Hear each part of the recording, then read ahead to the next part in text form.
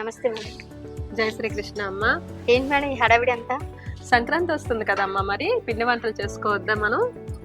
ఇంతలా ఈ రోజుల్లో కూడా ఇంతలా కష్టపడాలా మేడం? చక్కగా ఆర్డర్ పెట్టుకుంటే పిండి వంటలను ఇంటికే వచ్చిస్తున్నారు కదా. అవునా, ఆర్డర్ పెడితే వస్తాయి. మీరు ఇలా ఆర్డర్ ఓపెన్ చేసి పిల్లలకి పెట్టేటప్పుడు ఏవి మిస్ అవ్వట్లేదా?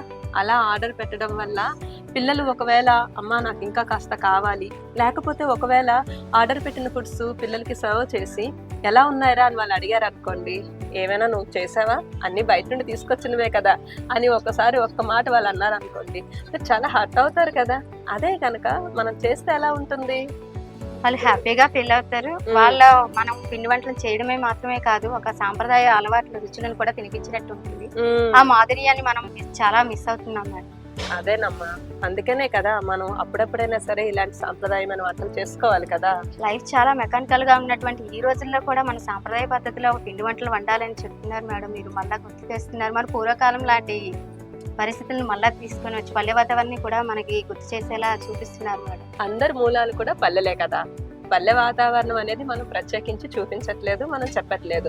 అందరి మూలాలు కూడా పల్లెలే కాబట్టి పల్లెల్లో చేసిన వంటకాలు, అలాగే మన సాంప్రదాయాలు. అసలు మనం చూడండి, సంక్రాంతి వచ్చిందంటే ఊరెళ్తాం.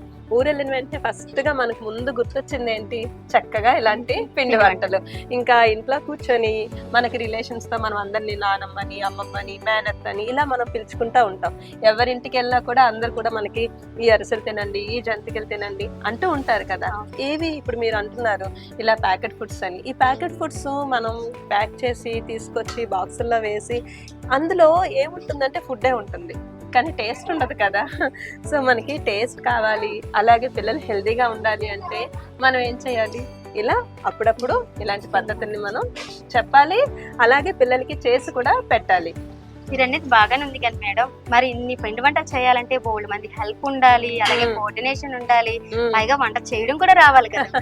అందుకనే కదా మేమందరం కూడా ఇప్పుడు మేము బిజీ, మేమంతా కూడా నేచర్స్ గిఫ్ట్ లో చాలా బిజీగా ఉంటూనే ఉంటాం. కానీ మెకానికల్ గా ఉండడం వల్ల మనకి కొన్ని ఏవైతే మనం మిస్ అవుతున్నామో వాటిని అట్లీస్ట్ ఇలాంటి పండగ వాతావరణాల్లోని మనం గుర్తు చేసుకుంటూ ఉంటూ ఇలా నలుగురు ఒక దగ్గర ఉండి, ఇప్పుడు దీనివల్ల ఏమవుతుందంటే ఆమెకి రాంది నాకు, నాకు రాంది ఆమె, ఇలా మేము కోఆర్డినేట్ చేసుకుంటూ ఒకరికొకరు ఇలా అభిరుచులను పంచుకుంటూ నలుగురు కలిపి మాట్లాడుకుంటూ చక్కగా మనస్ఫూర్తిగా నవ్వుకుంటూ ఒక వాతావరణాన్ని క్రియేట్ చేయడం వల్ల మీరు అన్నారే మెకానికల్ గా అని, అలాంటి మెకానికల్ గా మనం ఉంటున్నామని కూడా మనకు అనిపించకుండా, అంటే మనస్ఫూర్తిగా మాట్లాడుకొని ఎన్ని రోజులు అయితే చెప్పండి.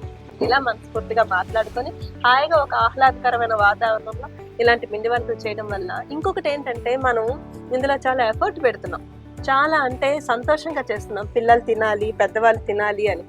కాబట్టి దీంట్లో ఏమవుతుందంటే ఒక ఫ్లేవర్ యాడ్ అవుతుంది. ఈ ఫ్లేవర్ యాడ్ అవ్వడం వల్ల పిల్లలు చాలా ఆస్వాదిస్తారు అనమాట.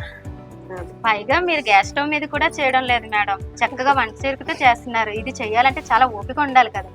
ఓపిక కన్నా ముందు అభిరుచి ఉండాలండి. ఇలా చేసుకోవడం వల్ల ఏమవుతుంది అంటే, ఒకటి ఈ పొగ ఇలా కంట్లోకి వెళ్ళడం వల్ల కాస్త కొద్దిగా సైంటిఫిక్ గా కూడా మనకి కళ్ళు క్లీన్ అవుతా ఉంటాయి అనమాట. గ్యాస్ ఏముంది, ఇప్పుడు ప్రతి వంటని మనం గ్యాస్ మీదే చేసుకుంటున్నాం. కానీ ఏంటంటే ఇలా వంట చెరుకు మీద చేయడం వల్ల ప్రకృతితో కొంచెం మనం కనెక్ట్ అయినట్టు ఉంటుంది అనమాట. ఇలా మా వాళ్ళు అంతా కలిపి మేము ఇలా సర్ది తీరుతూ ఉంటాం అనమాట. ప్రత్యేకించి మనం బయటకి ఎక్కడికి వెళ్ళక్కర్లేదు, ఇలా వర్క్ లోనే మేము ఎంజాయ్మెంట్ వెతుక్కుంటా ఉంటాం అనమాట. ఉన్నా మేడం, అయితే సాంప్రదాయమైన పిండి వంటలతో పాటు ఈ నేచర్ కిడ్స్ ద్వారా మాలాంటి ప్యాకెట్ ఫుడ్స్, ఇటువంటి ప్యాకెట్ ఫుడ్స్ కి అలవాటు పడిపోయి మాలాంటి వాళ్ళకి మీరు తెలియజేసేలా, అదే పిండి వంటలు గుర్తించేలా, మేము కూడా ఇంట్లోనే తయారు చేసుకునేలా మరి తెలియజేశారు మేడం. థ్యాంక్ యూ అమ్మా. సో ప్యాకెట్ ఫుడ్స్ కి అలవాటు పడ్డారు అంటే అది మన మీదనే ఆధారపడి ఉంటుంది. పిల్లలకి మనం ఏం పెట్టాలి, స్నాక్స్ గా ఏమి ఇవ్వాలి అనేది మనం ఒక్కసారి చిన్నగా ఆలోచించుకొని ఇంట్లో ప్లాన్ చేసుకుంటే కొద్దిగా ప్యాకెట్ ఫుడ్స్ నుంచి మనం దూరం పెట్టి ఇలాంటి సాంప్రదాయమైన పిండి వంటలనే కాకుండా పిల్లలకి అప్పుడప్పుడు రెడీ చేసి ఇచ్చిన స్నాక్స్ కూడా మనం తయారు చేసుకొని ఇవ్వచ్చు. హెల్దీగా ఉంటాం, ఫుడ్ కూడా టేస్టీగానే ఉంటుంది, అండ్ మనం కూడా చాలా ఆహ్లాదకరంగా ఉంటాం. నా మేడం, నాకు ఇవి వంటలు చూస్తుంటే వెంటనే తినాలని అనిపిస్తుంది మేడం, నోరు ఊరుతుంది. అయ్యో తప్పకుండా అండి, టేస్ట్ చేయండి. తప్పకుండా టేస్ట్ చేసి మీ ఇంట్లో వాళ్ళందరికీ కూడాను పెట్టండి. మీరు వెళ్ళేటప్పుడు ప్యాక్ చేసి కాకుండా చాలా అద్భుతంగా చేశారు మేడం. ఓకే అండి, థ్యాంక్ యూ అండి. Thank you madam.